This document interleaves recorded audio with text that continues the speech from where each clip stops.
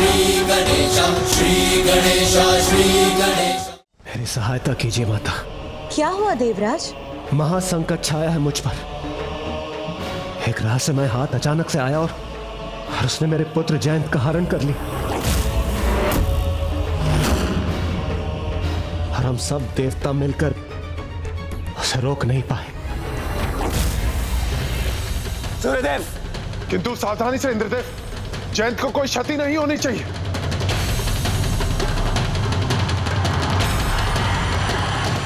आक्रमण!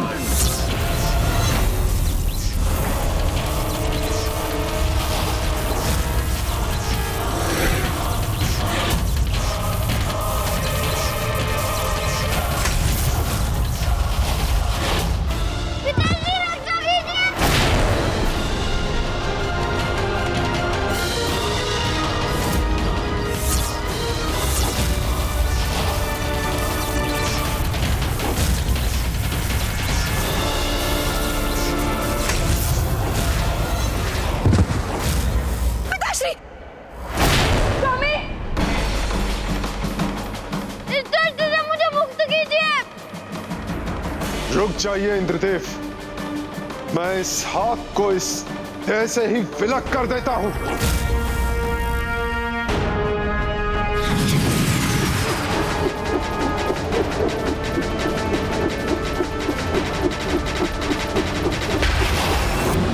जयंत! जयंत! इंद्रदेव! जयंत!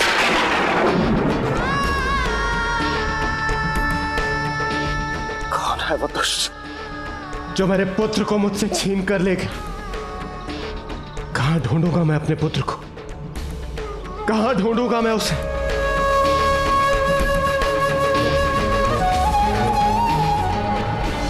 मेरा पुत्र मुझसे छिन गया माता, और मेरी पुत्री देवसेना भी ग्लानि से स्तब्ध है, क्योंकि मेरी पुत्री ही मुझे उस स्थान पर लेकर गई थी जहां से जयंत का हरण हुआ था। माता कुछ कीजिए माता, क्योंकि इसके पीछे का मूल कारण मैं ही हूं। मैं ही इसका दोषी हूं माता, मैं ही इसका दोषी हूं। आप इसके दोषी कैसे हो सकते हैं इंद्रदेव?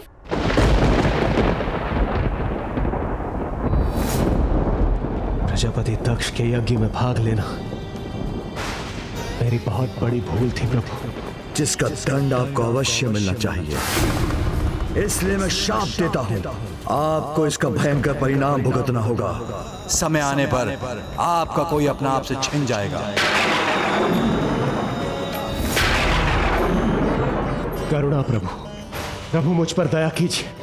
मैं आपका दोषी हूं, मुझे क्षमा कर दीजिए प्रभु, क्षमा कर दीजिए मुझे। जिस प्रकार धनुष से निकला बाण नहीं लौटता, उसी प्रकार मेरे मुख से निकला हुआ श्राप भी नहीं लौट सकता। मैं इसके निवारण का मार्ग आपको बताता हूं कि जिस दिन ऐसा होगा और आप पे ये संकट छाएगा, तब कैलाश में ही आपको इस संकट से मुक्ति का उपाय मिलेगा। वो दिन आज ही है माता। एक अत्यंत मायावी शक्ति का प्रकोप हुआ है हम पर, और हम देवता मिलकर भी कुछ न कर पाए। इसलिए मैं यहां कैलाश दौड़ा चला आया।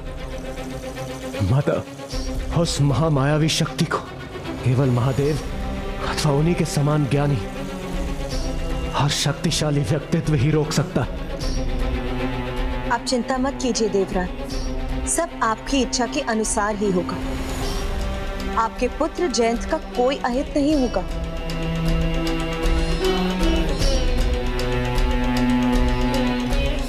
मैं देवराज इंद्र यह घोषणा करता हूं, जो भी महापराक्रमी योद्धा मेरे पुत्र को मेरे पास वापस लाएगा, मैं उसे अपनी पुत्री देवसेना के योग्य समझकर अपनी पुत्री का विवाह उससे करवाऊंगा।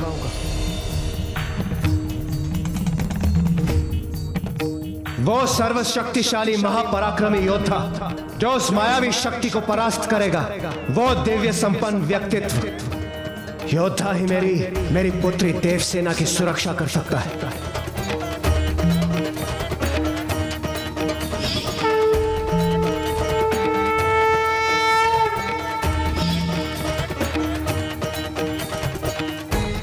आपने उचित कहा था पुत्र। जो भी होता है उसके पीछे कोई उचित कारण अवश्य होता है, और इस दुर्भाग्यपूर्ण घटना का भी यही कारण है। चिंता मत कीजिए देवराज, पिता श्री महादेव के समान सामर्थ्यवान तो समस्त संसार में एक ही हैं, भैया कार्तिकेय। जो शिवांश भी है और उनमें प्रभु शिव के समस्त गुण भी हैं। वो अवश्य आपके पुत्र जयंत को लौटा लाएंगे। हाँ पुत्र, कार्तिकेय बलशाली भी और देव सेनापति होने के नाते ये उसका कर्तव्य भी।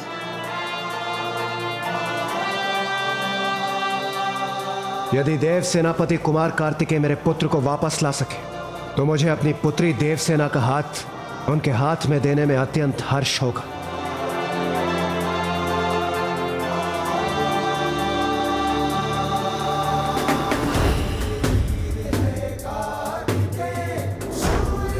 पुत्र गणेश, जाकर अपने अग्रज को कहो, मुझे अभी उसकी आवश्यकता है। यहाँ इसी क्षण ये मेरा आदेश है। जो आज्ञा माता।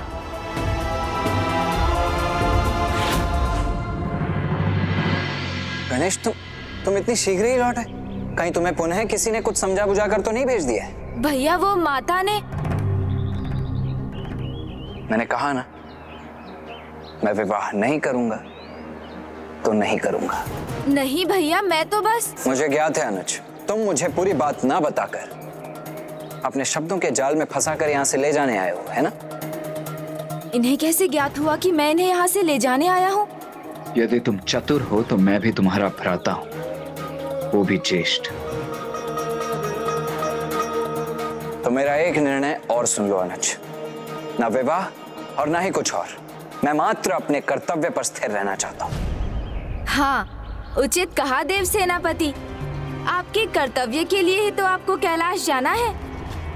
कैलाश? ऐसा कौन सा कर्तव्य है अनुज जो मैं कैलाश जाकर ही पूर्ण कर पाऊंगा?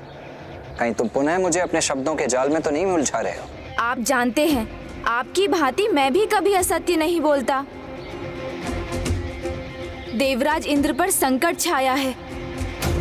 किंतु ऐसा कौन सा संकट है अनुज जो स्वयं विघ्नहर्ता गणेश नहीं हर सकते? आपको क्यों आना है ये तो आपको वही ज्ञात होगा।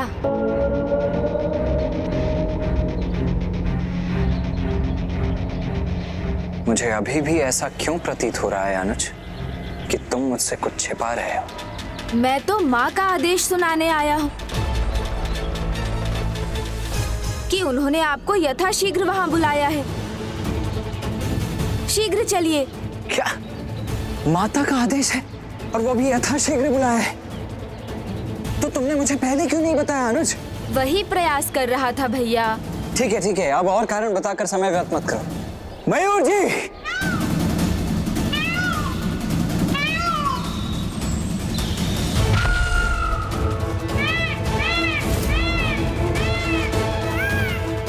माता के आदेश का अर्थ है जो भी है अत्यंत महत्वपूर्ण है। आपका विवाह उस महत्वपूर्ण कार्य का भाग है भैया।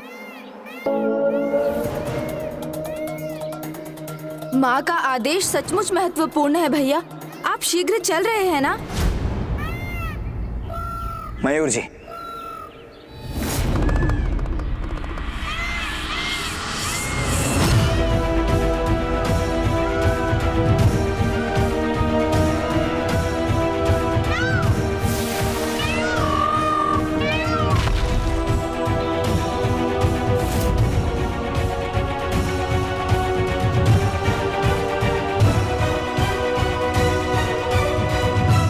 देव सेनापति कुमार कार्तिकेय, मेरी सहायता कीजिए। उस अत्यंत शक्तिशाली मायावी दानव से मेरे पुत्र जयंत की रक्षा कीजिए, जैसे हम सब देवता मिलकर भी नहीं रोक पाए।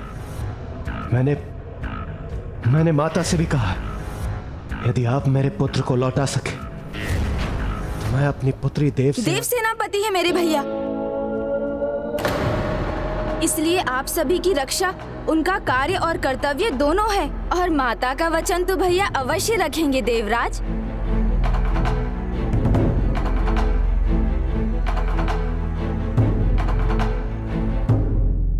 पुत्र कार्तिकेय,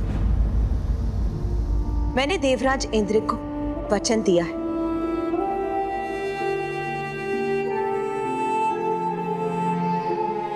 माता, आपके प्रत्येक वचन का मान रखना मेरा परम धर्म है।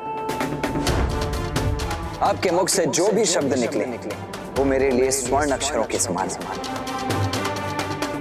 और ये आप भी जानती कि मैं उसे कदापि भंग होने नहीं दूंगा।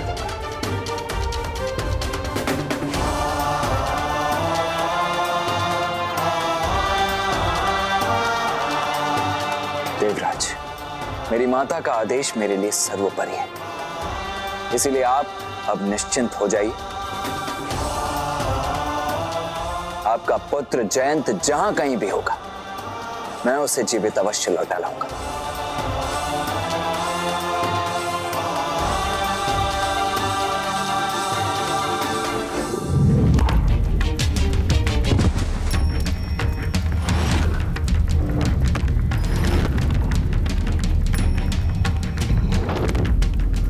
चिंता करोगे तो अपनी ही चिता तैयार करोगे, क्योंकि तुम्हें यहाँ असुर सम्राट से बचाने कोई नहीं आ सकता।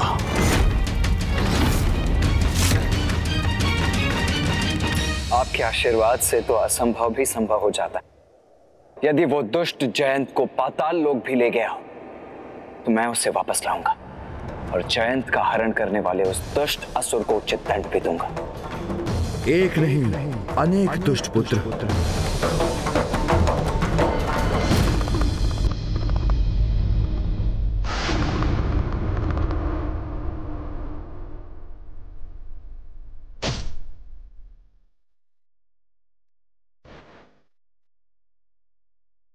संपूर्ण वंश है ये, और इनके पापों का घड़ा भर चुका है।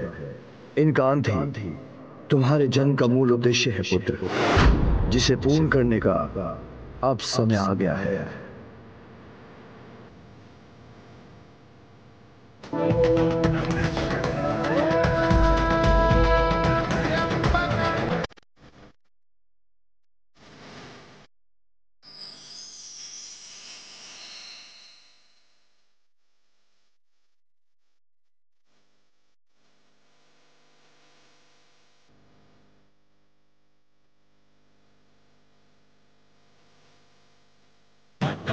संपूर्ण वंश? कौन है ये? मैंने तो कभी नहीं सुना। कृपया विस्तार से बताइए पिताश्री। उचित है तो सुनो। इनके वंश की बेल असुर सम्राट असुरेंद्र और उसकी पत्नी मंगलाकेशी की पुत्री से आरंभ होती है, जिसका नाम है सुरासई। सुरासई को अपने माता पिता से बहुत प्रेम था, साथ ही वो अपार आसुरी शक्तियों की स्वामिनी भी थी और उसे माया का ज्ञान भी था। एक दिन अचानक उसकी माता और उसे सूचना मिली कि उसके पिता असुरेंद्र देवासुर संग्राम में देवताओं से पराजित हो युद्ध भूमि में अंतिम श्वास ले रहे हैं।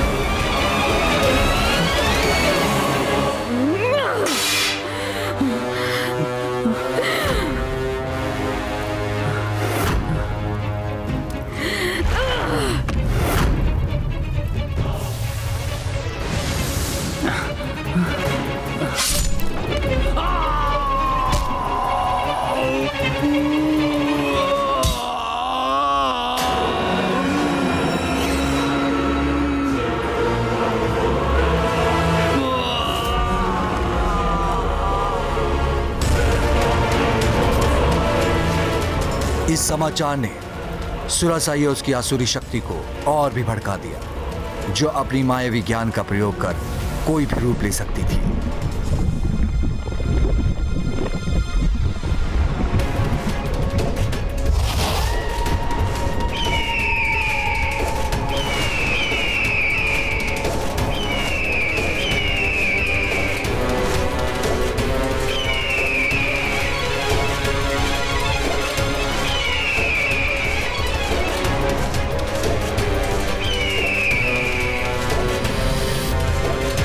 पिताश्री,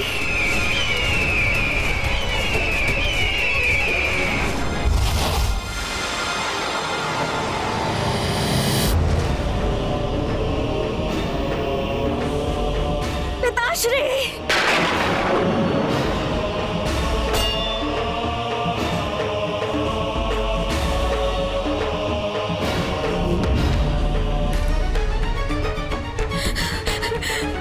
पिताश्री, ये कैसे हो गया? पिताश्री, आपकी पुत्री सुरसई आ गई है। पिताश्री,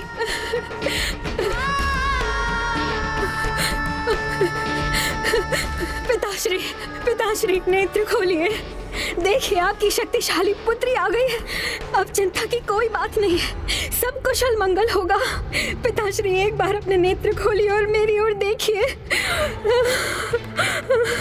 पिताश्री, जिसने भी ये किया है उसे आपकी पुत्री की शक्तियों का भान ही नहीं है। उसे इसका दंड अवश्य मिलेगा। पिताश्री, आप बस एक बार बताइए, किसने किया ये दुस्साहस? पिताश्री,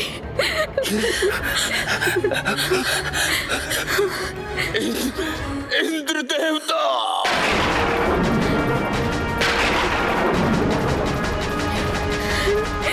पिताश्री,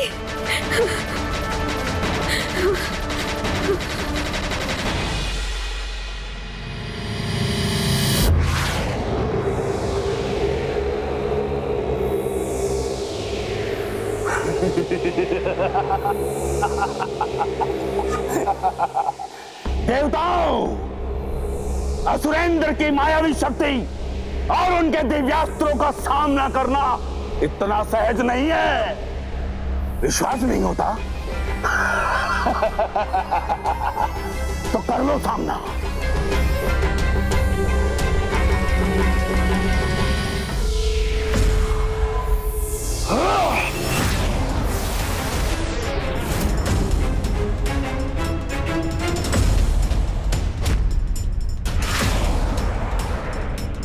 असुरेंद्र, विश्वास तो तुम्हें नहीं हो रहा हम पर। हमने तुम्हारी सारी सेना का अंत कर दिया है। अति शीघ्र तुम्हारा अंत करने वाले हैं हम।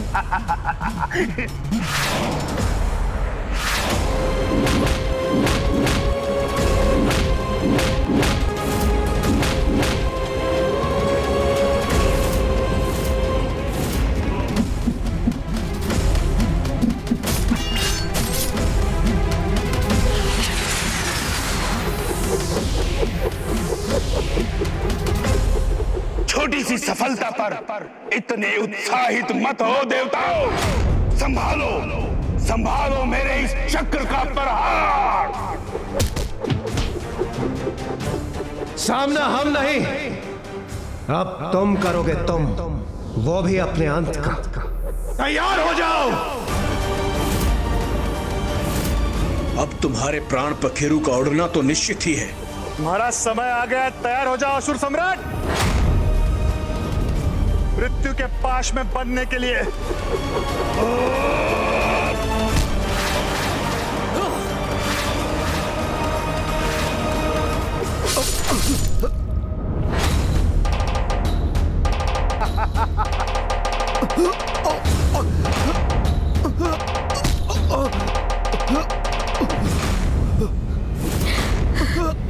कितना कष्ट हुआ पिताश्री को।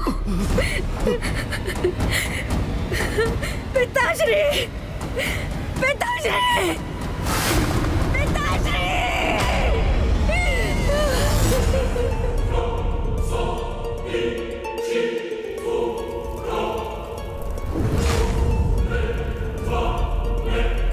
देवताओं, 8 शिलों से मेरे पिता का अंत किया है ना तुम सबने। उचित है, तुम सबको भी मैं 8 का ही पाठ पढ़ाऊंगी। मैं असुरेंद्र पुत्री सुरासई ये प्रण लेती हूँ, एक स्त्री होते हुए भी 108 वर्षों तक बहुत पुरुषार्थ दिखाया है ना तुम देवताओं ने, तो अब एक स्त्री की शक्ति का बल देखना। 108 ब्रह्मांडों को रिक्त कर दूंगी तुम देवताओं से। 108 ब्रह्मांडों को रिक्त कर दूंगी तुम देवताओं से।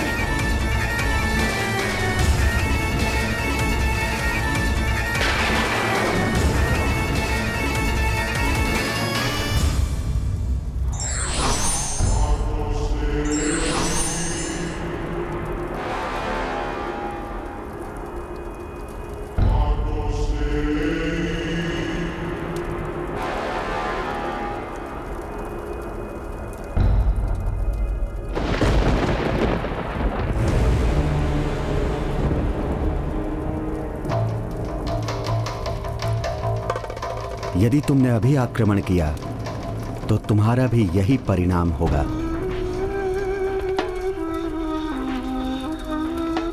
सुरासई, अब उचित समय आ गया है तुम्हारी माया के ज्ञान के प्रयोग का। तुम्हारी प्रतिशोध की अग्नि तभी शांत होगी जब तुम स्वयं माया बन सबको दृष्टि होते हुए भी दृष्टिहीन बना दो। देवता तो क्या, बड़े से बड़े धर्मात्मा ऋषि भी तुम्हारा भेद ना जान सके। तब तुम्हारे पुत्र एक ऐसे असुर वंश की स्थापना करेंगे जो देवताओं को भी अपने अधीन करने की क्षमता रखेंगे। तो बताओ, क्या तुम बन पाओगी ऐसी माया?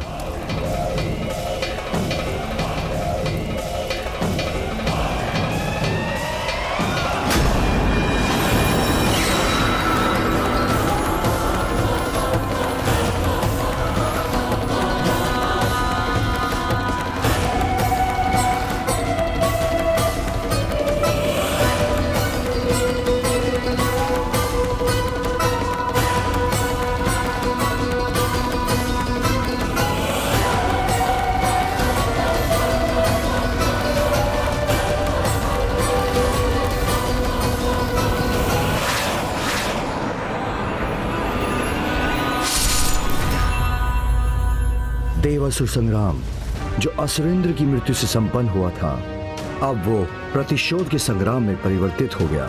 सुरासई के हृदय में बस एक ही स्वर था, एक ही लक्ष्य था, प्रतिशोध और देवताओं का विनाश। पिता की चिता ने उसके क्रोध की ज्वाला को और भड़का दिया था। अपने पिता का प्रतिशोध लेने के लिए सब कुछ करेगी माया। सुरासई, सुरासई।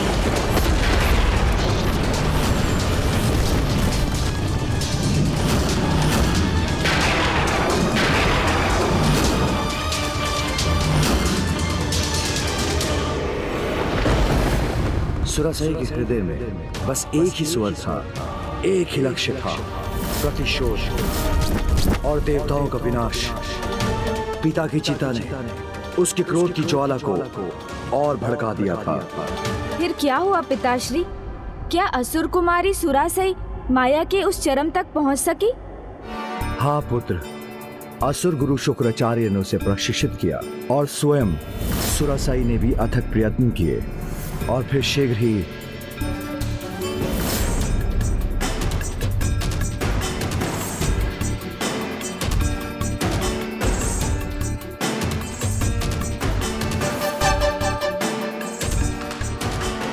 क्या मैं इतने समय से ध्यान में हूं कि रात्रि सब दोपहर हो गई है? प्यास लगी है, जल चाहिए।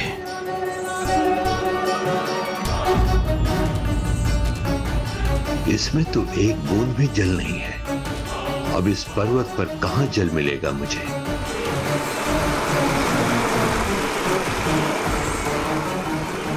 ये झरने की आवाज।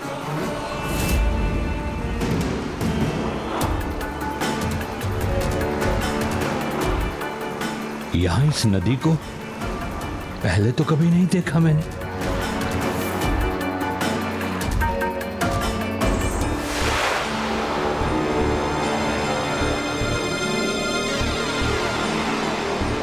जल नहीं, इसमें तो मात्र कंकड़ पत्थर है।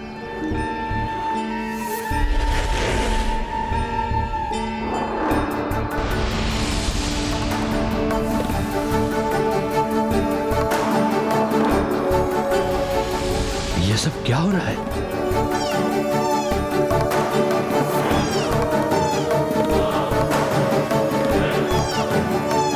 मृगौर यहां? सुरासई,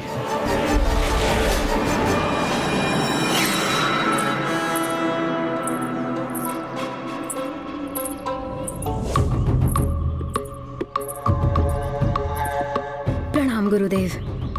गुरुदेव, ये लीजिए जल। मेरी प्यास तो तुम्हारी सफलता से ही बुझ गई।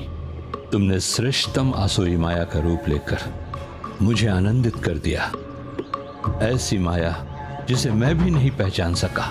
जल की धारा, रात्रि का दिन बनना, अद्भुत, सर्वथा अद्भुत है ये। गुरुदेव, ये सब तो आपके प्रशिक्षण का ही परिणाम है। सुरासई, यदि मैं तुम्हारा गुरु तुम्हें पहचानने में असमर्थ रहा तो फिर तुम्हें कोई भी नहीं पहचान सकेगा। इसलिए इस मायावी कौशल की पराकाष्ठा को छूने के पुरस्कार स्वरूप तुम्हें नया नाम देता हूं मैं, आसुरी माया। आसुरी माया, आसुरी माया। गुरुवर, आसुरी माया की प्यास तो तब तक नहीं बुझेगी जब तक वो अपने प्रतिशोध की अग्नि को शांत नहीं कर लेती। मुझे आपके अगले आदेश की प्रतीक्षा है। अब तुम्हें उस आसुरी वंश को जन्म देना है। ऐसी संतान के लिए तैयार हो जिसके स्वरूप के आगे सभी पद मुरझा जाए। ऐसी संतान जिसकी दहाड़ के आगे सहस्त्र सिंहों की दहाड़ भी शून्य लगे। ऐसी संतान जिसके आगे सहस्त्र गजों का बल भी व्यर्थ हो जाए। ऐसी संतान जो जंगली अज के समान हठी हो, जिसके उसके पद से कोई भटका ना सके। हाँ गुरुदेव, यही तो मेरी भी कल्पना है। क्या करना होगा मुझे? महान ऋषि जिन्होंने तप से अपार तपो शक्ति अर्जित की हो, वही तुम्हें ऐसी संतान दे सकते हैं। कौन है ये ऋषि? महर्षि कश्यप। महर्षि कश्यप। महर्षि कश्यप। ऋषि कश्यप? किंतु पिताश्री, ऋषि कश्यप को उस आसुरी कन्या ने अपनी सहायता के लिए मनाया कैसे? उसने ऋषिवर को मनाया नहीं, अपितु उनके साथ भी मायावी छल किया। जब वो वन में विचरण कर ध्यान का स्थान ढूंढ रहे थे, सुरासई को उनकी उपस्थिति का आभास हो गया और उस मायावी ने एक मायावी छलावे का निर्माण किया।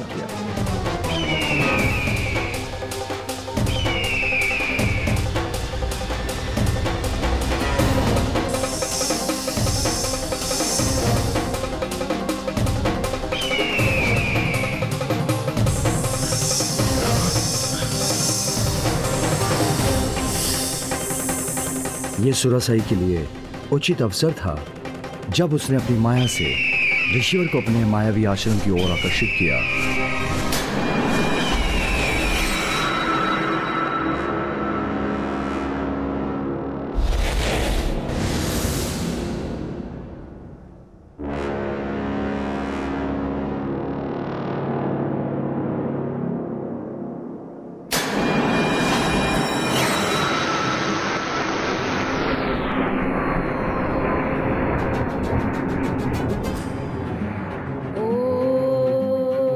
यहाँ इस वन में ओम के उच्चारण का स्वर कहां से आ रहा है?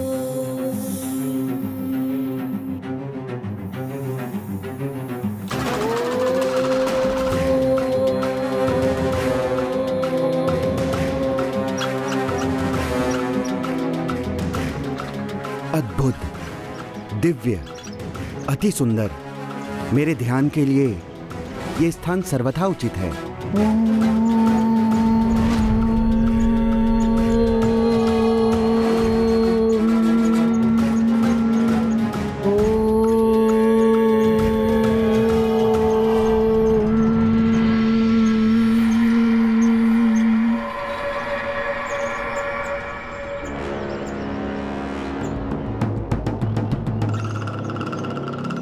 हे ऋषिवर, स्वागत है।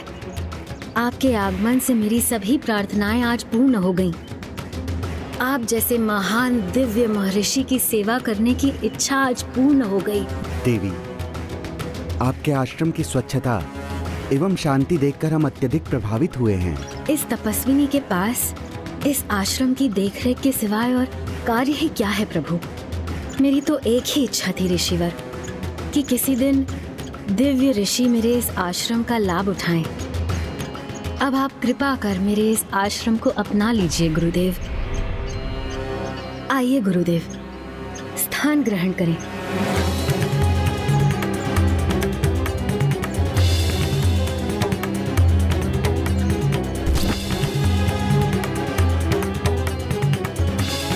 अपने ध्यान के लिए उपयुक्त स्थान ढूंढ रहे ऋषि कश्यप ने अविलंब मायाविनी सुरासई के आमंत्रण को स्वीकार कर लिया। इधर ऋषि कश्यप उसके माया जाल में उलझे और उधर सुरासई उनके साथ छल करना आरंभ कर दिया। उस आसुरी राजकुमारी ने ऋषिवर की सेवा के लिए उस कीट का प्रयोग किया और स्वयं ऋषिवर की सेवा से मुक्त हो गई।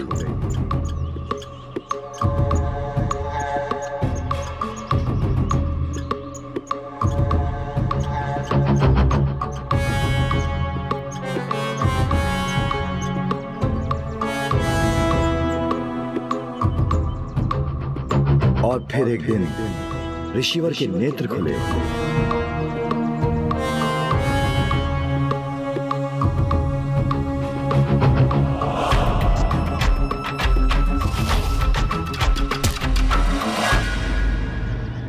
देवी, लंबे समय तक मैं ध्यान में रहा। आपने निस्वार्थ भाव एवं निष्ठा के साथ मेरी सेवा की है। आपकी सेवा से प्रसन्न होकर मैं आपको वरदान देना चाहता हूँ। कहिए देवी, क्या इच्छा है आपकी? आपके तप की सफलता और प्रसन्नता ही मेरा सुख है। मेरी और कोई अन्य कामना नहीं है। सेवा का फल ना मिले तो वो अनुचित होगा। आप मुझसे अवश्य कुछ मांगिए, मुझे अत्यंत प्रसन्नता होगी।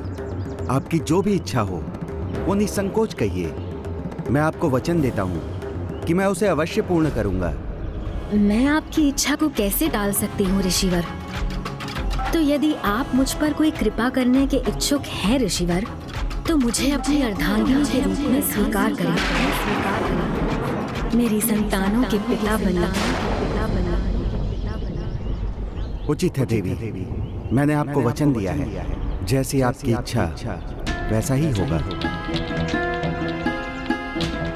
महर्षि कश्यप को अपने माया जाल में उलझाने वाली ये तो महामायाविनी थी।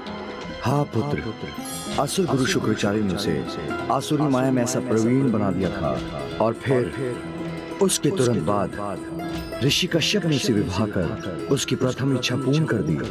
और जब उसकी दूसरी इच्छा पूर्ण करने का समय आया तो सुरासई ने एक और वचन ले लिया।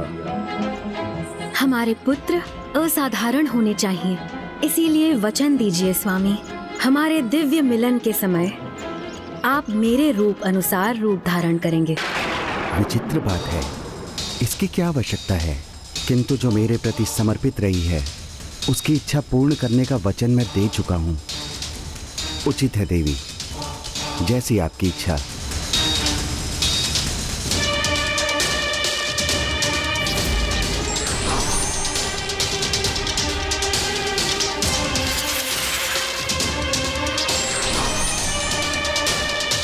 ऐसी संतान के लिए तैयार हो जिसके स्वरूप के आगे सभी पद मुरझा जाए।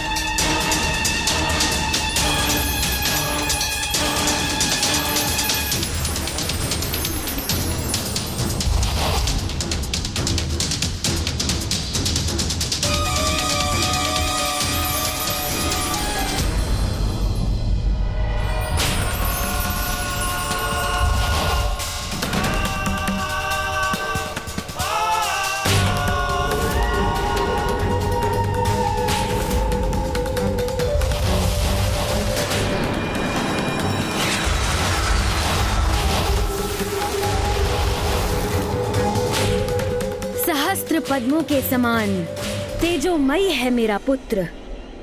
मैं इसका नाम सुरा पद्मन रखना चाहती हूँ।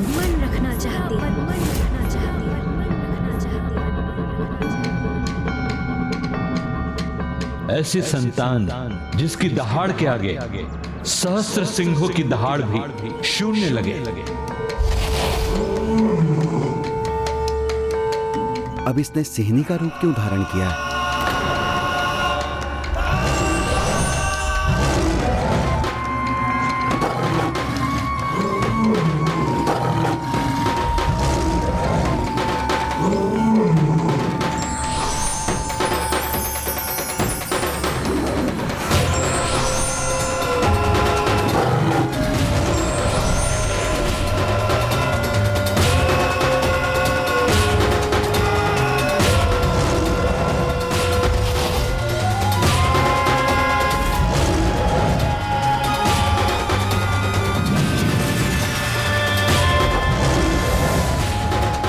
मेरे पुत्र, सिंह का मुख है तुम्हारा, इसीलिए तुम्हारा नाम होगा सिंहमुखन।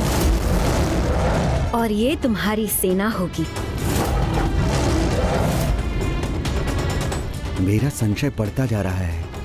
ये इतने असाधारण पुत्र और उनकी सेनाओं को क्यों उत्पन्न कर रही है?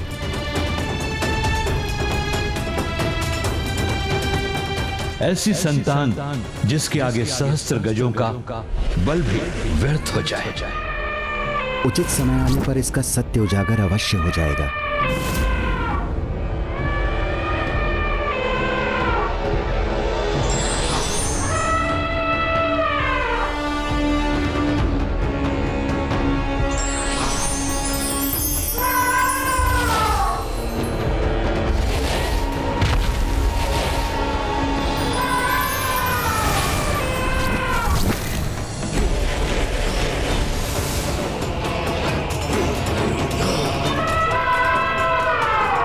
गज शीशधारी गज मुखन हो तुम पुत्र, और ये तुम्हारी गज सेना।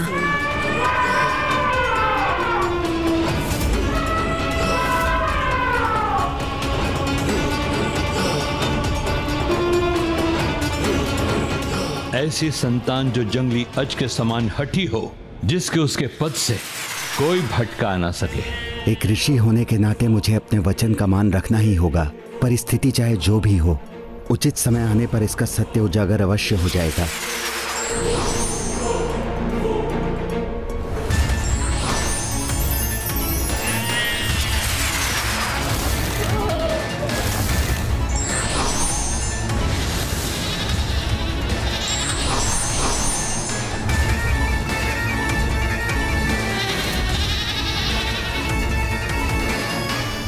पुत्री अजमुखी,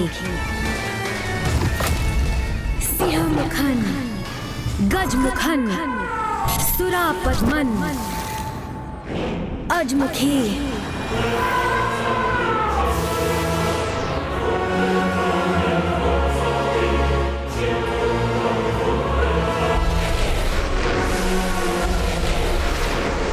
कोई अनिष्ट तो नहीं करना चाहती है ये? प्रणाम पिताश्री, प्रणाम माता। कल्याण हो पुत्रों, सदा विजयी भव। सदा विजयी भव।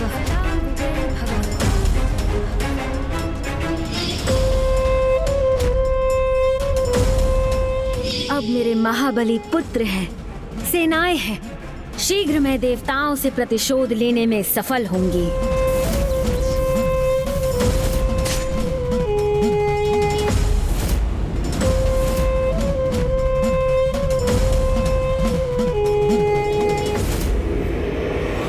ऋषि कश्यप जैसे धर्मात्मा की संतान होकर भी वो सभी अधर्म के मार्ग पर क्यों चलने लगे पिताश्री? ऋषि कश्यप ने तो प्रयत्न किया था कि उनकी संतानें धर्म के मार्ग पर चले, परंतु उसकी माता के मन में इतना विष था कि वो भी इससे अछूते नहीं रह पाए। धर्म का मार्ग कठिन हो सकता है, किंतु वो हमें अपने लक्ष्य तक सफलतापूर्वक ले जाता है। हम धर्म का साथ छोड़ देते हैं, उसी दिन हम अपने सर्वनाश का मार्ग प्रशस्त कर अपने विनाश को निमंत्रण देते हैं। इसीलिए हमें सदैव धर्म का पालन करना चाहिए। व्यर्थ है ये सब।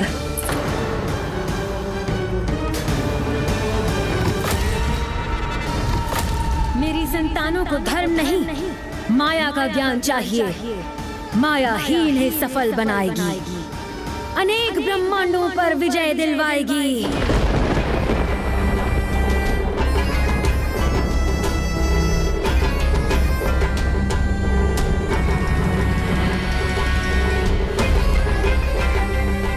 तुम एक आसुरी, तुमने छल किया है मेरे साथ।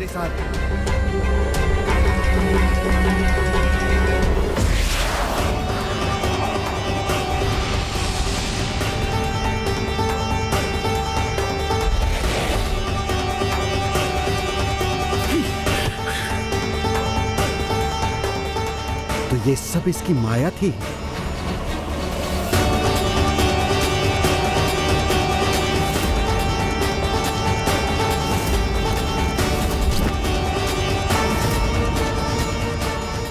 ये तो असुरेंद्र की पुत्री है, जिसे मात्र प्रतिशोध चाहिए।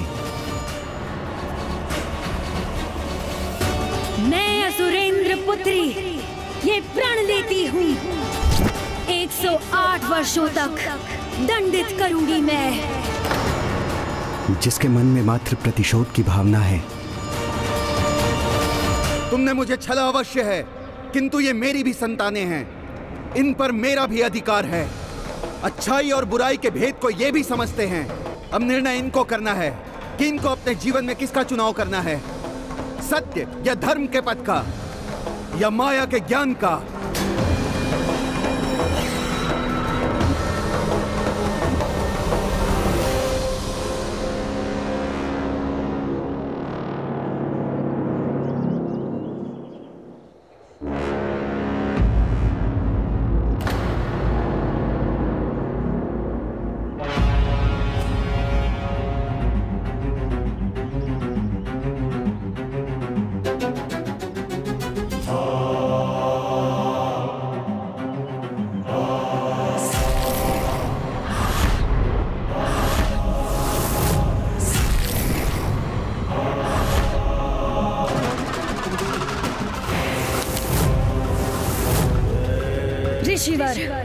चुनाव स्पष्ट है, अब बस मुझे इन्हें इनके लक्ष्य तक पहुंचने का मार्ग दिखाना है।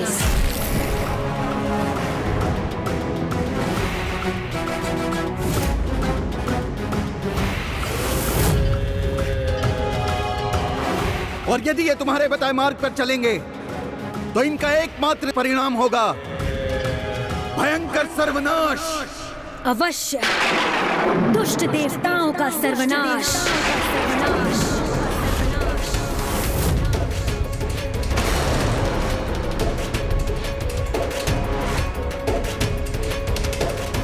अपनी संतान के मन में उसी प्रतिशोध के बीज का रोपण करने के लिए उनकी मां ने अपनी संतानों को वो स्थान और उनके नाना की मृत्यु के दृश्य दिखाए। मैं असुरेंद्र पुत्री सुरासई ये प्रण लेती हूँ, 108 वर्षों तक दंडित करूंगी मैं। 108 ब्रह्मांडों को रिक्त कर दूंगी तुम देवताओं से। आपका प्रण हम अवश्य पूर्ण करेंगे। किंतु इसके पूर्व इन्हें एक सुरक्षा कवच की आवश्यकता है, जो इन्हें महादेव के वरदान से प्राप्त होगा। उसकी संतानों ने मेरा तप आरंभ करने में तनिक भी विलंब नहीं किया।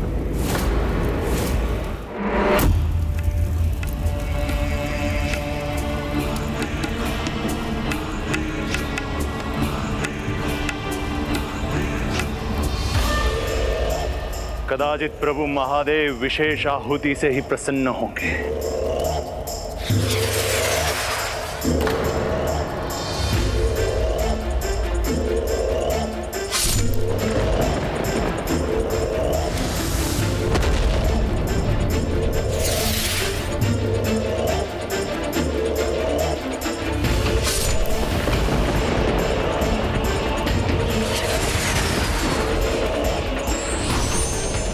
ये भी पर्याप्त नहीं है प्रभु।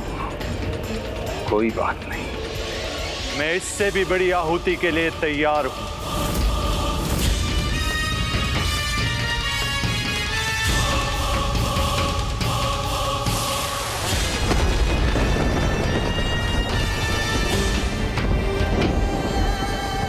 हमारे अग्रज के समान हम भी आहुति देंगे।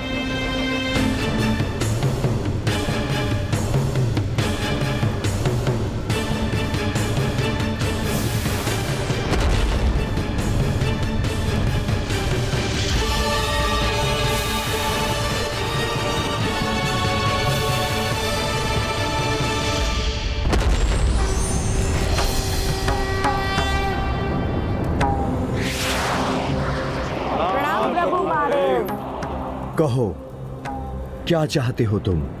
आप हमें अमृतत्व तो प्रदान नहीं कर सकते हैं महादेव, किंतु हमें ऐसी असीम शक्ति दे कि हमें कोई भी अस्त्र शस्त्र पराजित नहीं कर सके। मात्र आपका पुत्र, जिसका जन्म केवल आपके ही अंश से हुआ हो और उसमें उसकी माता का कोई भी भूमिका ना हो, वही हमें पराजित कर सके।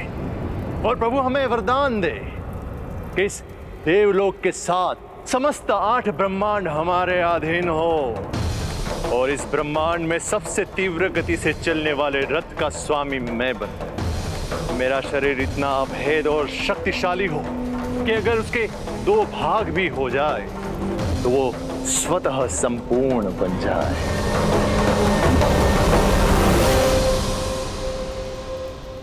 तथास्तु, तथास्तु, तथास्तु। पिताश्री, आपकी कथा के अनुसार सुरापद्मन का वध मात्र भैया कार्तिकेय के द्वारा ही हो सकता है। हाँ पुत्र।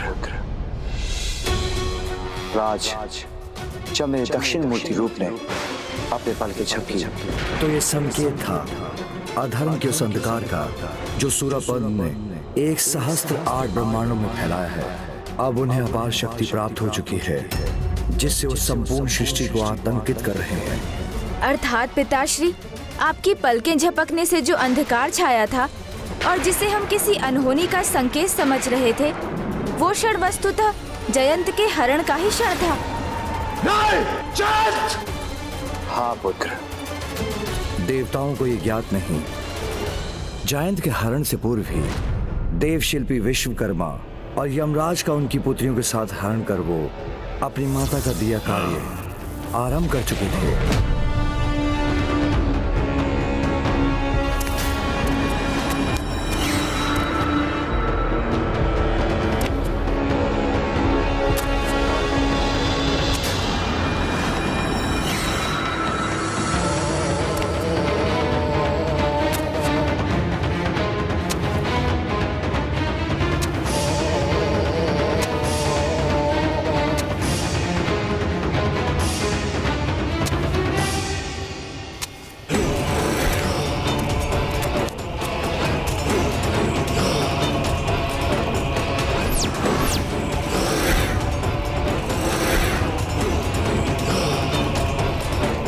ना ना ना, ये ना होना चाहिए, ना होगा।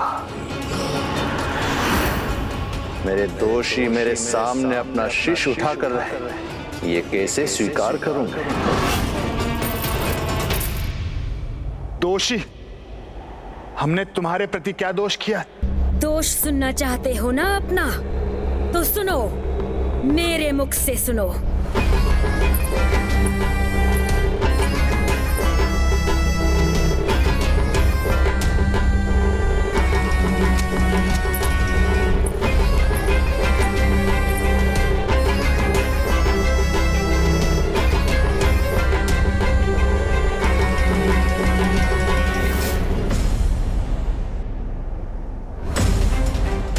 उठो मेरे आज्ञाकारी पुत्रों।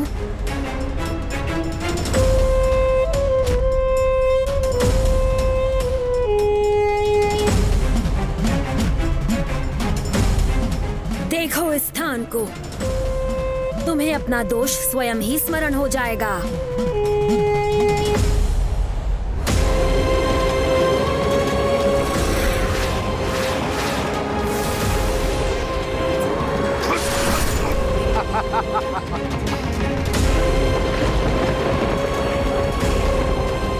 मेरे पिता का वध करने के पूर्व क्या कहा था तुम सबने? प्राण पखेरु का उड़ना तो अब निश्चित ही है। हमारा समय आ गया, तैयार हो जाओ असुर सम्राट, मृत्यु के पाश में बंधने के लिए। मृत्यु पाश न यमराज, उसमें तो तुम सब देवता बंधोगे।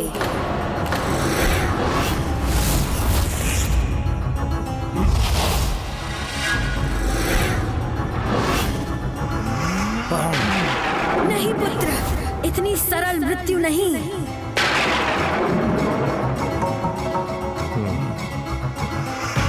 इतनी सरल मृत्यु तो अपनों को दी जाती है, शत्रुओं को नहीं।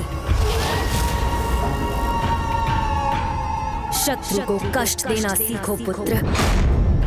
एक ही वार के अंत से उसे कहाँ कष्ट होगा? विश्वकर्मा की पुत्री पद्म कोमल, तुम उससे विवाह करो सुरापद्मन।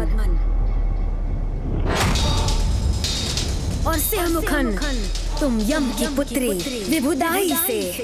किंतु इनके पिताओं को कारागार में रखकर ही प्रताड़ित करो। और तुम्हारे ससुर तो देव शिल्पी है ना सुरापद्मन, उनका लाभ उठाओ। कारागार और तुम्हारी नगरी का निर्माण उनसे ही करवाओ।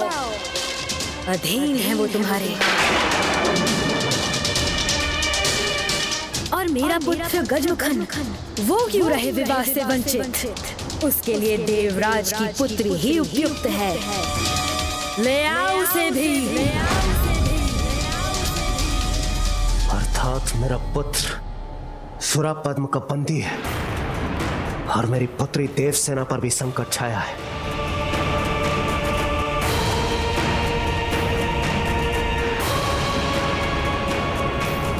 जयंत ही नहीं, अग्निदेव, वायुदेव और वरुण देव भी उसके बंदी हैं।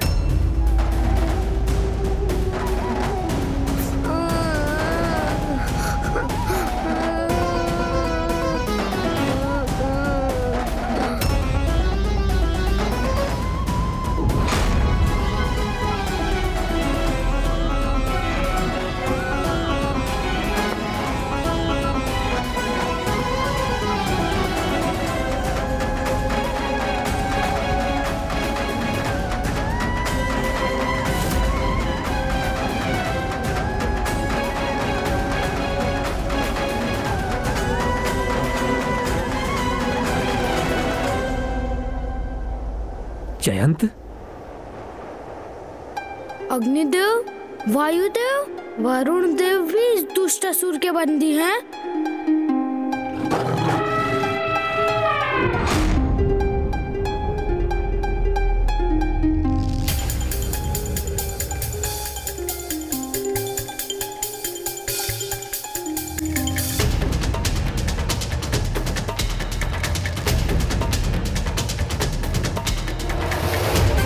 स्वागत है मेरे नवीन सेवकों।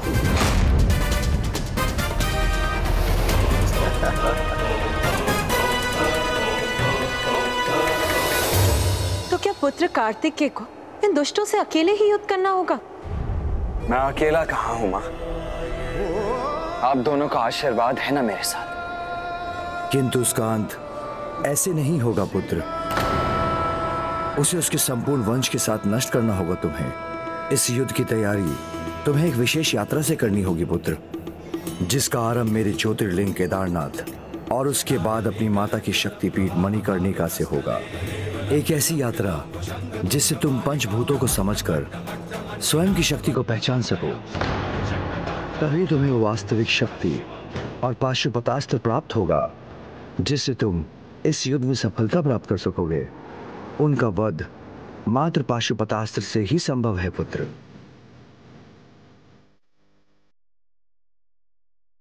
आप केवल आज्ञा दीजिए पिताश्री।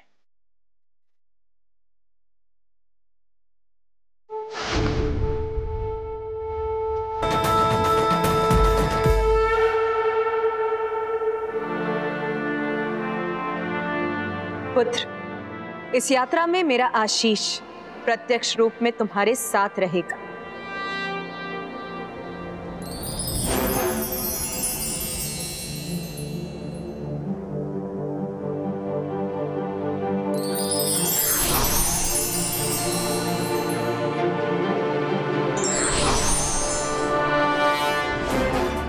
शक्ति अस्त्र, शक्ति अस्त्र, शक्ति अस्त्र।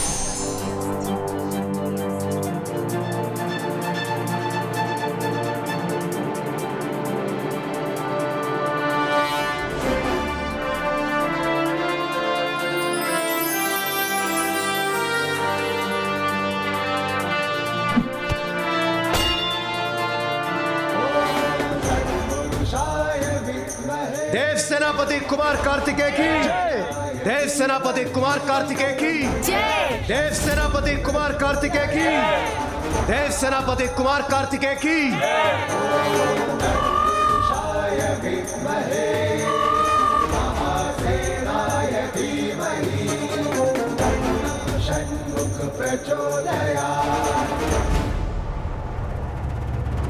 चलिए मयूर जी। रुकिए भैया, मैं भी तैयार हूँ, चलिए।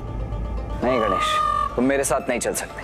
किंतु क्यों भैया? मैं आपको इस संकट का सामना अकेले नहीं करने देना चाहता।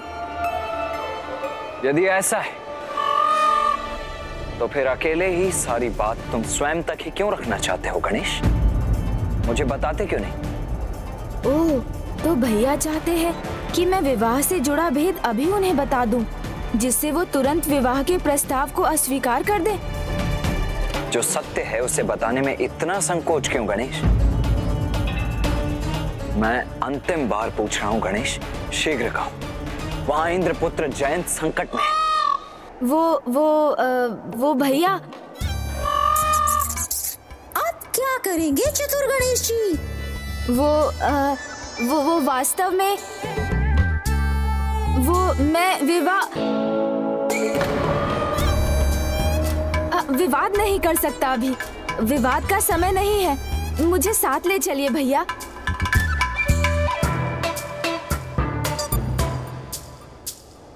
ठीक है, अर्थात तुम्हारे मन में जो है उसे तुम अभी भी गुप्त रखना चाहते हो। ठीक है, कोई बात नहीं अनुज, मैं इस विचार से अभी अपने ध्यान को भटकने नहीं दे सकता। इसीलिए मैं तुम्हें अपने साथ नहीं ले जा सकता। चलिए मयूर जी।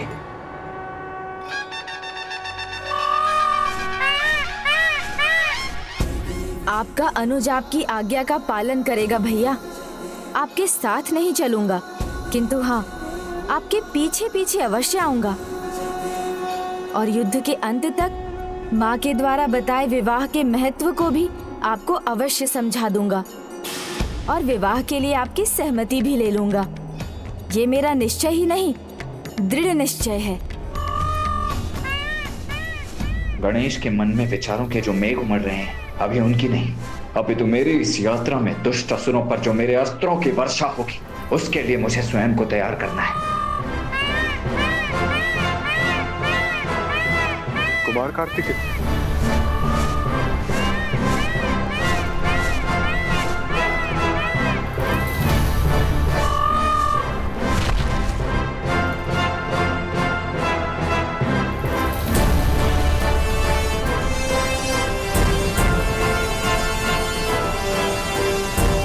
देव सेनापति, संपूर्ण देव सेना आपके साथ इस यात्रा पर चलने के लिए प्रस्तुत है।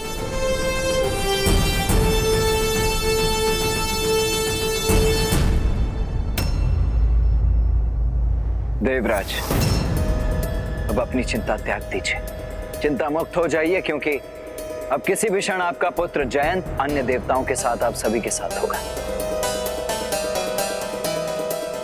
देव सेनापति कुमार कार्तिकेय, मुझे आपकी शक्ति और सामर्थ्य पर पूर्ण विश्वास है, किंतु याद नहीं वो दुष्ट उन्हें कैसे कैसे कष्ट देकर प्रताड़ित कर रहा होगा, कैसे कैसे अत्याचार उन्हें सहने पड़ रहे होंगे।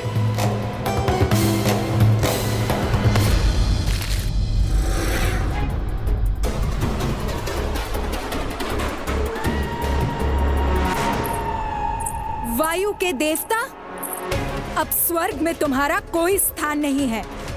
अब केवल महेंद्रगिरी के सेवक हो तुम, एक तुच्छ सेवक, जिसे भैयासुरा पद्मन के आदेश का पालन करना होगा। सभी मार्ग, सभी स्थान, महेंद्रपुरी नगरी का एक एक कोना तुम्हारे स्वर्ग से भी अधिक स्वच्छ होना चाहिए। अब ये कार्य तुम्हारा है सेवक वायुदेव। जहां देखूं वो स्थान मेरे सुंदर मुख के लिए दर्पण के समान होना चाहिए, समझे? अन्यथा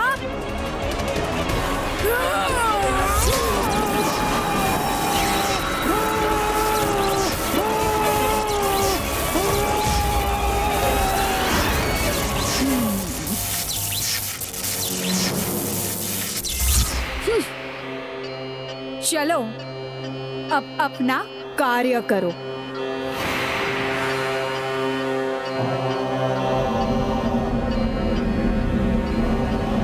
विवशता व्यक्ति से क्या नहीं करवाती, इच्छा हो अन्यथा ना हो।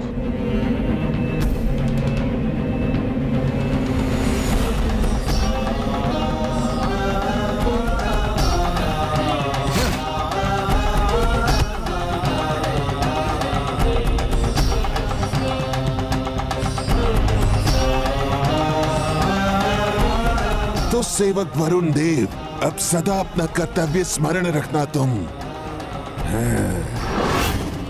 अनावश्यक जल का बहाव ना हो, कोई भी पात्र और फुहार जल से रिक्त ना हो। और हाँ, मेरे नगर के सभी मार्ग धोने का कार्य भी अब तुम्हारा है, सेवक वरुण देव।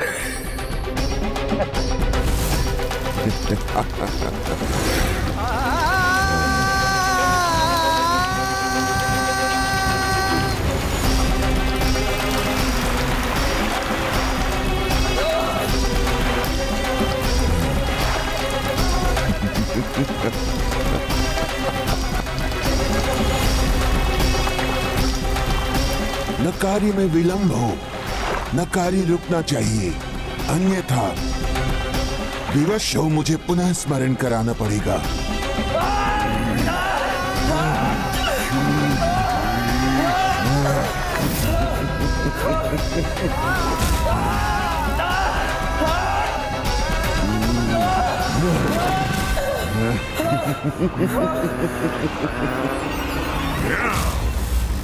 क्यों स्मरण नहीं है तो भी करा देता हूं।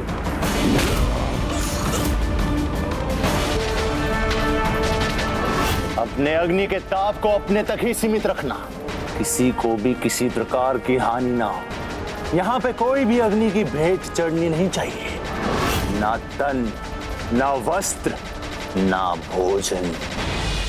स्मरण रखना अग्निदेव।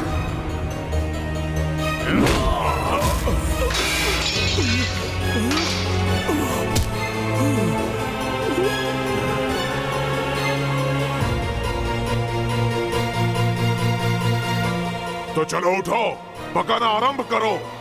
ध्यान रहे, एक भी दाना जलाना तो कठोर दंड के भागी बनोगे।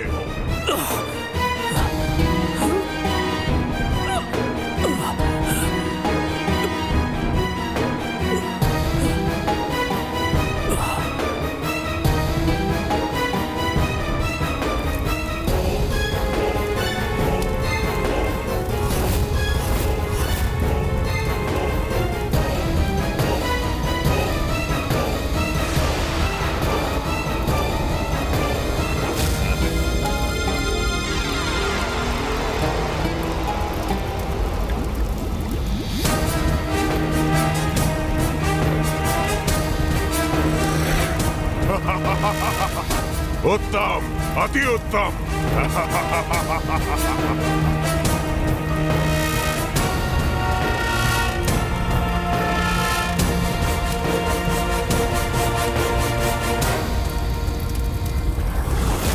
सेवक जयंत,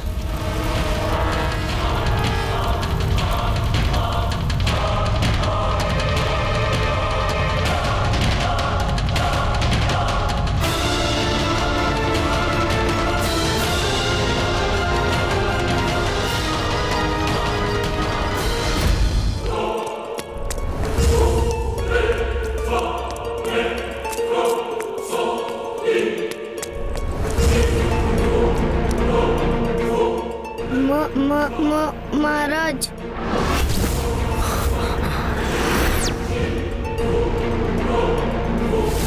और तुम छोटे सेवक, तुम सदैव हमारी सेवा के लिए तत्पर रहोगे। सबकी सेवा और गुणगान दोनों साथ साथ होना चाहिए, ध्यान रखना। क्षमा महाराज, क्षमा। असुरों के परम उद्धारक, 1 सहस्त्र 8 ब्रह्मांडों के विजेता, शत्रुओं को त्रस्त करने वाले, हे महान असुर सम्राट सूरापद्मन, अपने इस तुच्छ सेवक की सेवा स्वीकार कीजिए। ना ना ना ना ना ना ना, तनिक भी आनंद नहीं आया मुझे। मेरा गुणगान अभी भी अधूरा है। दुर्बल इंद्र के पुत्र को सेवक बनाने वाले का गुणगान किया तुमने। बोलो, शीघ्र बोलो। अपना संपूर्ण गुणगान सुनना है हमें। पिताश्री के पुत्र को अपना सेवक बनाने वाले,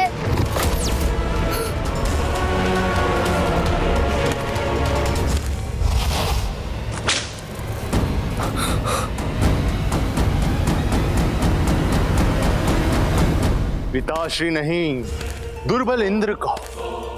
अब तुम किसी के पुत्र नहीं, मात्र और मात्र हमारे सेवक हो। सुना नहीं तुमने?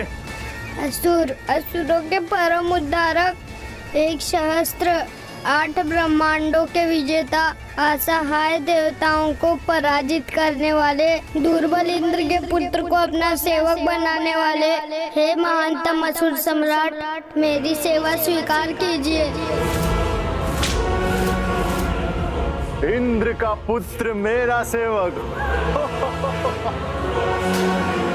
आनंद ही आनंद, सर्वत्र आनंद। महाराज, महाराज, महाराज, महाराज, प्रणाम महाराज। महाराज, वो देवराज इंद्र यहाँ बढ़ा आ रहा है। अकेला?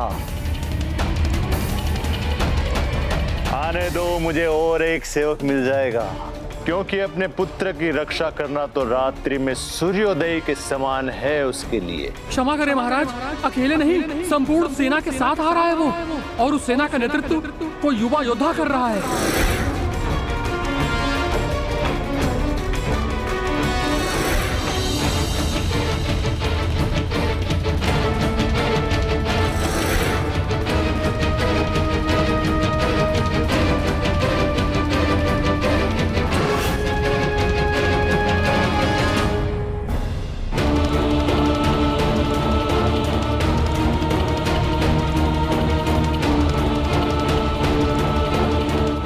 तुच्छ सेवक, क्यों मूर्खता कर रहा है?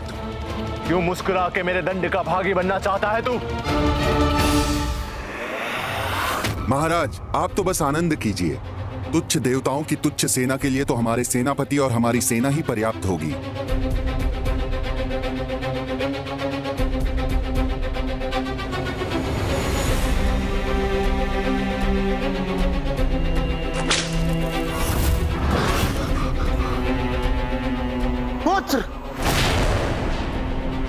क्या हुआ इंद्रदेव?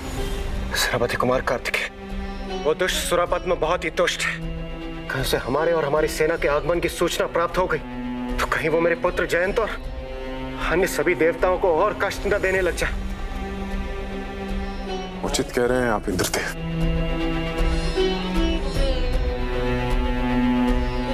उस दुष्ट को हमारे आने की सूचना तो मिल ही गई होगी, और वो हमें रोकने के लिए किसे भेजेगा ये हमें ज्ञात नहीं। प्रणाम देव ऋषि। नारायण नारायण। जहां तक मैं उस दुष्ट को समझता हूं, गजमुख को ही ये कार्य देगा, उसे ही भेजेगा, अन्य किसी को नहीं। गजमुख? हाँ हाँ, गजमुख, महान सेना नायक, जिसे देख युद्ध भूलकर भय से कांप उठेगी ये देव सेना।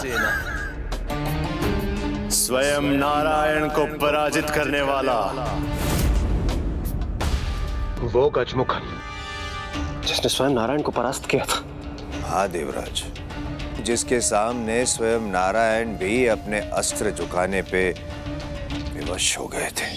ना ना ना ना, पराजय हो ही नहीं सकती हमारी। फिर तुम क्रोध दिखा लो या अपने सुदर्शन चक्र का ही उपयोग कर लो, सब व्यर्थ होगा।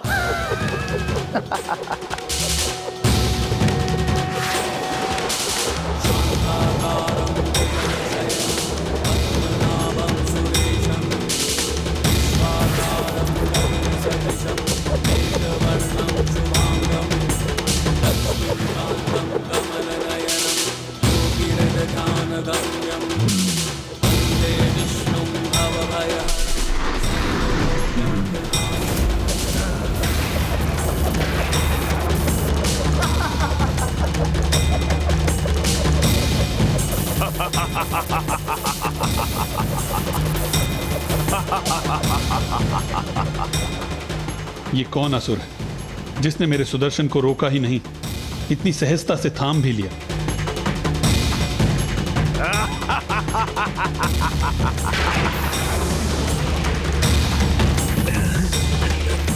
नहीं नारायण, ये चक्र मुझसे नहीं छुड़ा सकोगे तुम।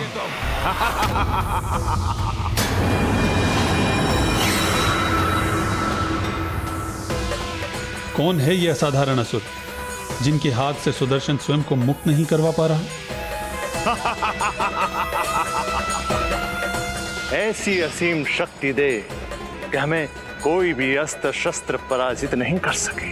मात्र आपका पुत्र, जिसका जन्म केवल आपके ही अंश से हुआ हो और उसमें उसकी माता का कोई भी भूमिका ना हो, वही हमें पराजित कर सके।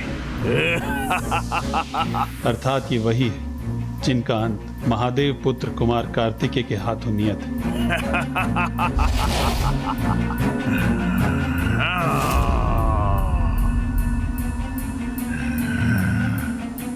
बस नारायण, नहीं थाम सके ना, छोड़ने पर विवश हो ही गए। गजमुखन हूं मैं, कोई साधारण असुर नहीं। सुदर्शन से भी बड़ा यदि कोई अस्त्र है तुम्हारे पास तो उसका भी प्रयोग कर लो। सब के सब विफल हो जाएंगे मेरे समक्ष। प्रत्येक घटना के पीछे एक कारण होता है गजमुखन। जाओ, इस युद्ध में तुम विजयी हुए। तुम्हें महादेव का वरदान प्राप्त और उसका सम्मान रखने हेतु मैं तुम पर और वार नहीं करूंगा। क्षीर सागर में बसे इस वैकुंठ में तुम्हें कुछ प्राप्त नहीं होगा, और वैसे भी मेरा सुदर्शन चक्र तो तुम प्राप्त कर ही चुके हो। अब मैं तुम्हारे किसी भी कार्य में हस्तक्षेप नहीं करूंगा। तुम क्या?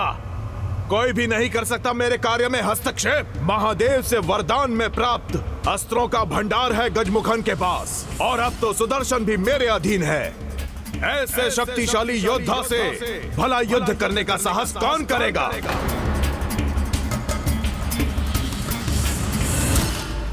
दम शक्ति का, यह अहंकार अभिमान का कभी लाभ नहीं देता, सदैव हानि ही देता है।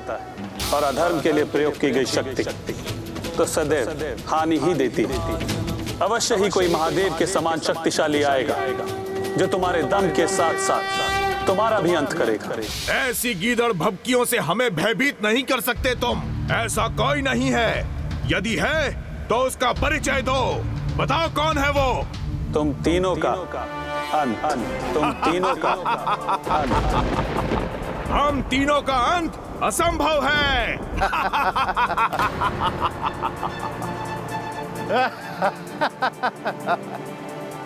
नारायण के मुख से निकलने वाले शब्दों को गंभीरता से लेना चाहिए हमें।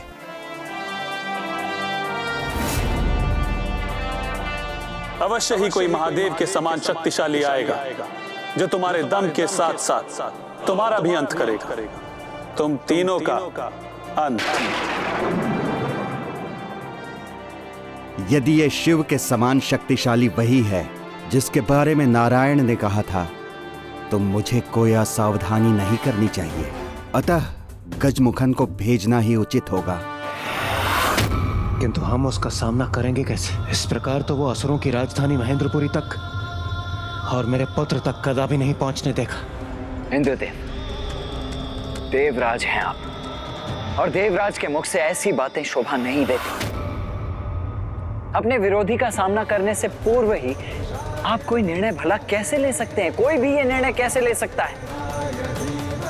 वैसे भी अब चाहे वो गजमुख आए या उससे भी बड़ा कोई अन्य योद्धा, युद्ध तो हम अपने संपूर्ण सामर्थ्य के साथ ही करेंगे, और मैं किसी का भी सामना करने के लिए तैयार हूं। देवगण, आप सब बस आगे बढ़िए।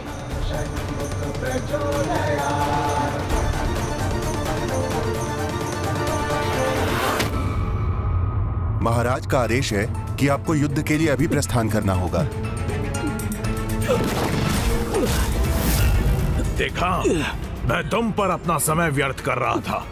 अब इस आदेश का पालन करने में मुझे बहुत आनंद आएगा।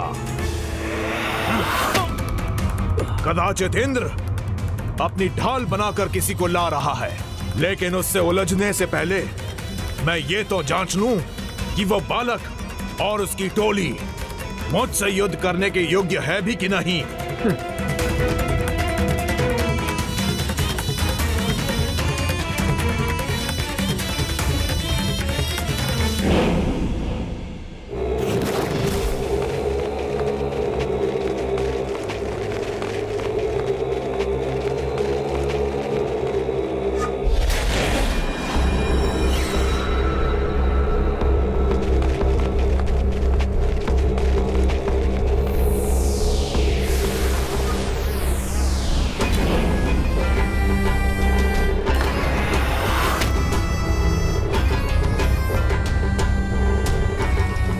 ऐसा आभास क्यों हुआ जैसे मेरे सैनिकों पर कोई विपत्ति आई हो? क्या हुआ देव सेनापति?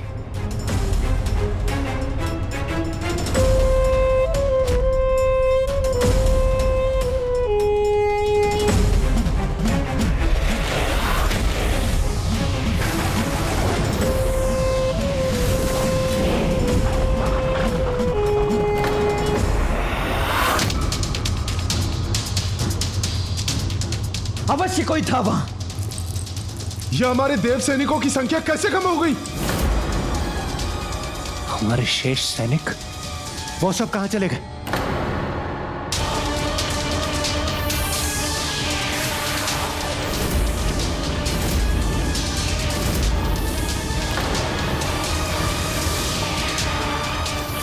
ये क्या था? कौन था ये जो हमारे सैनिकों को निगल गया?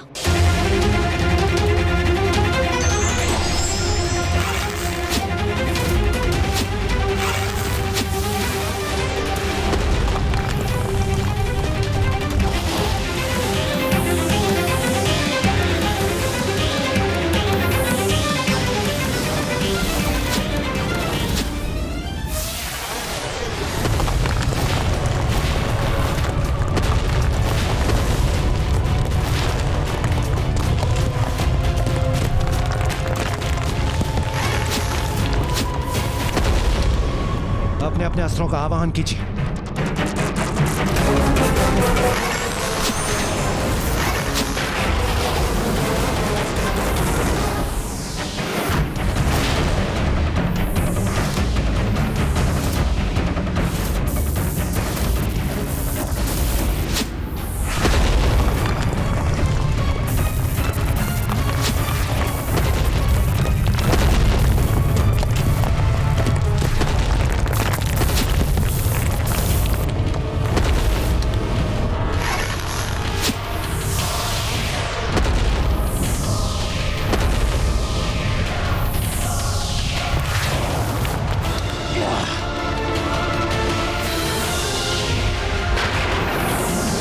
रक्षा कीजिए देव सेनापति।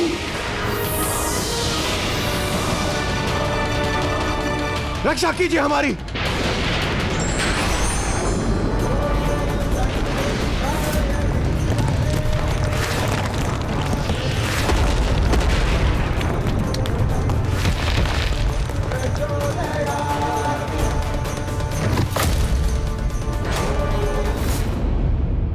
हम सुरक्षित हैं। इस दुष्ट के बंधन से मुक्त कराने के लिए आपको कोटि कोटि धन्यवाद देव सेनापति।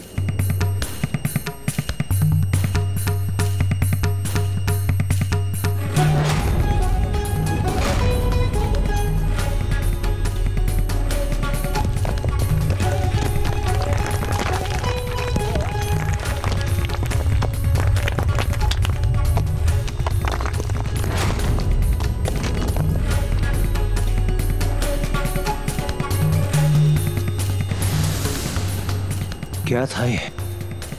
किस असुर का शीश है ये? प्रभु, ये किस असुर का शीश था? हाँ?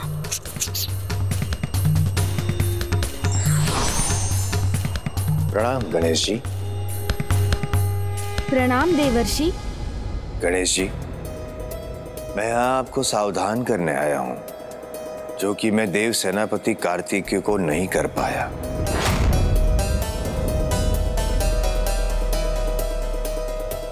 क्रोंच पर्वत, यहीं से आरंभ होता है क्रोंच पर्वत की श्रृंखला का। इसीलिए आपको अत्यंत सतर्क रहना होगा गणेश जी। क्रोंच? हाँ प्रथम पूज्य, क्रोंच पर्वत था नहीं, असुर था वो, दुष्ट असुर, जिसने अपने सहयोगी के साथ मिलकर ऋषि मुनियों को आतंकित किया था। और ऐसे ही एक समय में उसका सामना हुआ ऋषि अगस्त्य से। ऋषि अगस्त्य उस दुष्ट पर भारी पड़े, इतने भारी कि अगस्त्य ऋषि मुनि के श्राप से वो क्रोंच पर्वत बन गया।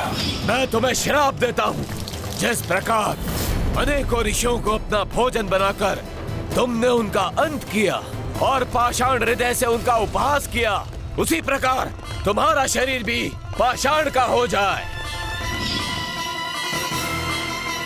और उस असुर दुष्ट क्रोंच के जितने भी सहयोगी थे वो इस पर्वत की श्रृंखला बन गए। किंतु जब गजमुख को इस क्रोंच पर्वत का परिचय प्राप्त हुआ तो उन्होंने इसे मायावी शक्ति प्रदान कर दी।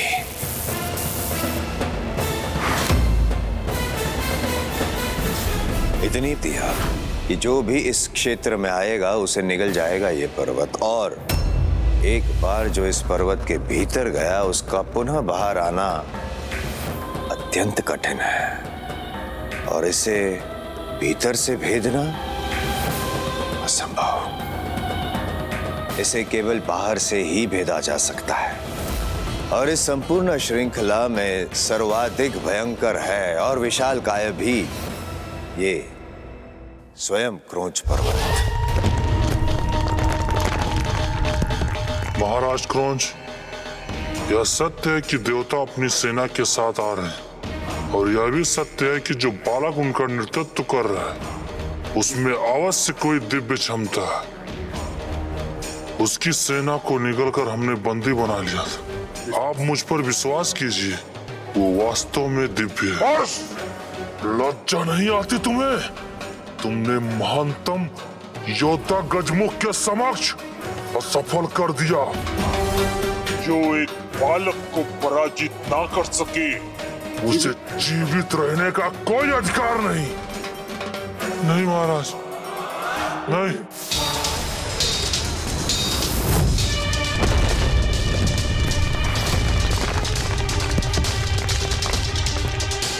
मुझे क्षमा करें महाबली गजमुख, मुझे अपनी सेना भेजकर नहीं, मुझे स्वयं जाकर उसका वध करना चाहिए था। आज्ञा दीजिए। नहीं क्रोंच, मैं तो बस उसकी क्षमता परखना चाहता था। अब मैं अपने इन महारथी सेनापतियों के साथ स्वयं जाऊंगा वहां।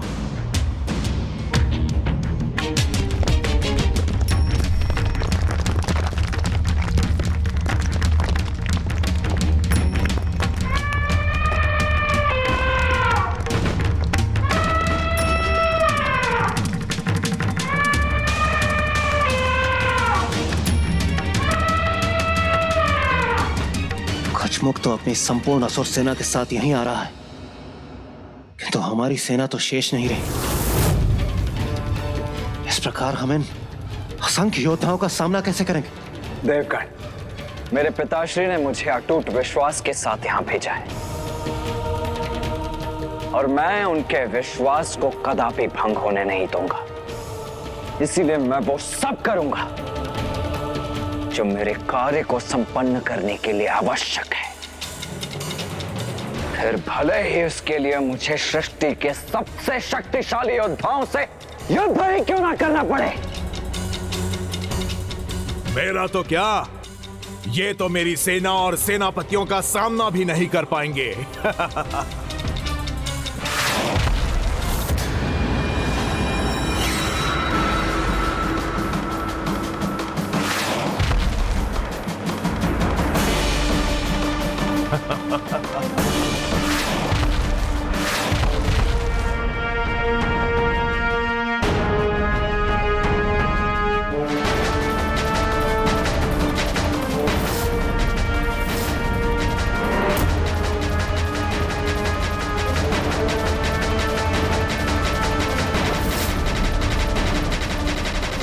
ये योद्धा, ओह, गजमुख के गजों की गर्जना मात्र एक छल था।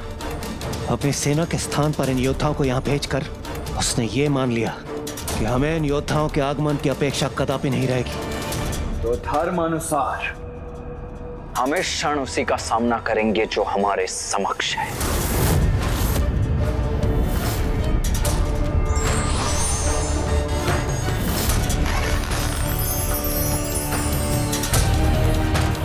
देव सेनापति कुमार कार्तिकेय ने नव सिंह अस्त्र का आवाहन किया है। इससे ये 9 योद्धा तो क्या, उनके पीछे के सैनिक भी पूर्ण रूप से नष्ट हो जाएंगे।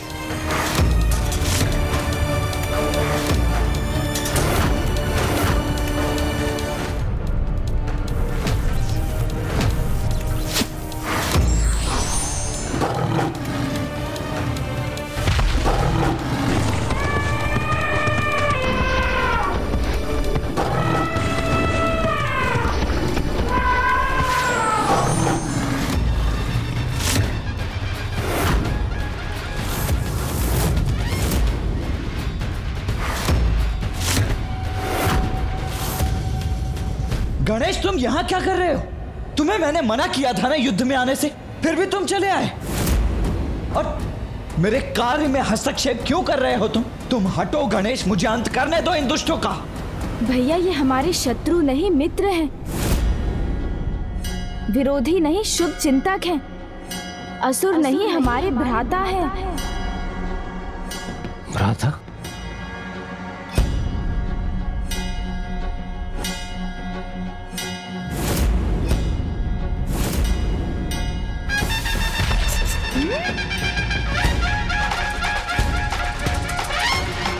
हाँ भैया, ये 9 योद्धा हमारे भ्राता हैं। किंतु ये कैसे संभव है अनुज? संभव है भैया, किंतु मैं समझ गया। मुझे आपको संपूर्ण कथा सुनानी होगी, तभी आपको विश्वास होगा। ये बात उस समय की है जब मुझे लगा कि जब मेरे माता पिता स्वयं नृत्य कला के जन्मदाता हैं, तो मेरे लिए नृत्य करना क्या कठिन होगा। किंतु ये मेरी भूल थी।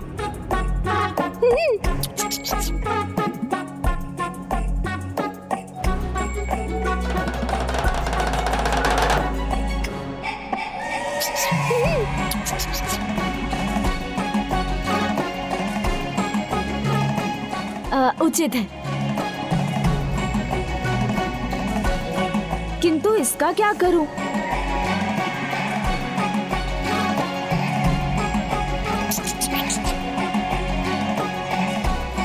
हाँ, ये उचित है।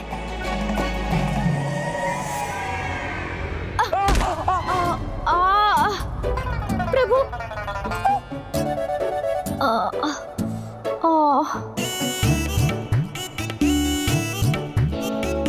गणेश जी, प्रभु, गणेश जी, प्रभु आप आहत तो नहीं हुए हैं ना?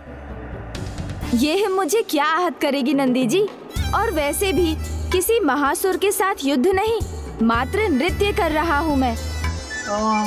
उचित है। ये एक नई मुद्रा है, इसलिए इसके अभ्यास में मैं तनिक संतुलन खो बैठा। नृत्य था ये। आपको देखकर तो मैं इसका अनुमान ही नहीं लगा सकता था प्रभु। आप अनुमान नहीं लगा सकते मूषक जी, वो तो मेरे माता पिता महान नर्तक हैं, इसलिए मुझे भी नृत्य कला में बहुत रुचि है। इसलिए नृत्य कला क्या होती है मुझे ज्ञात है। देखिए, अभी आपको एक अन्य मुद्रा दिखाता हूँ।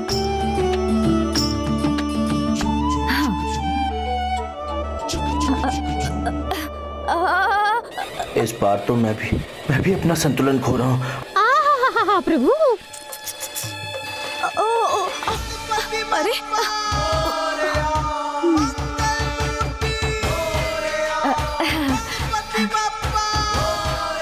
देखा देखा, कितनी अद्भुत नृत्य मुद्रा थी ना ये। अवश्य प्रभु। प्रभु, ऐसी नृत्य मुद्राओं से तो आप हमारी रक्षा कीजिए। हाँ।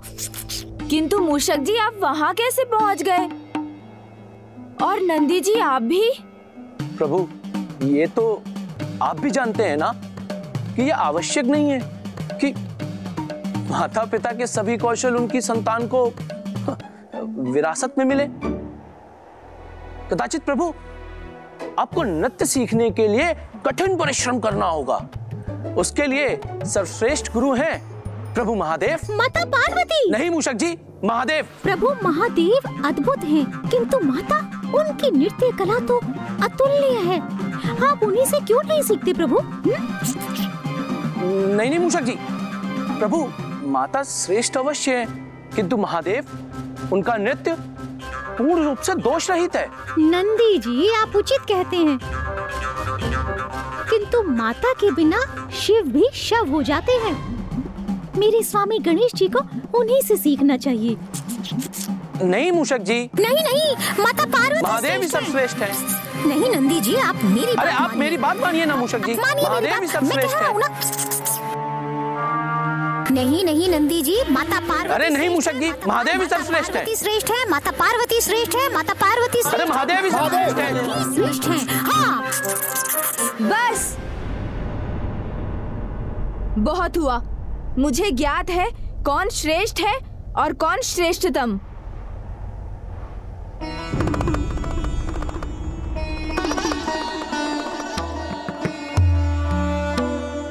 प्रणाम पिताश्री। प्रणाम माता। अच्छा पुत्र, मैं भी तो सुनूं। तुम्हारे अनुसार कौन सर्वश्रेष्ठ है? लो, मैंने तो मात्र विवाद से बचने के लिए ये कहा था, परंतु ऐसा लगता है कि एक बड़े नृत्य प्रतियोगिता जैसी स्थिति उत्पन्न हो गई है।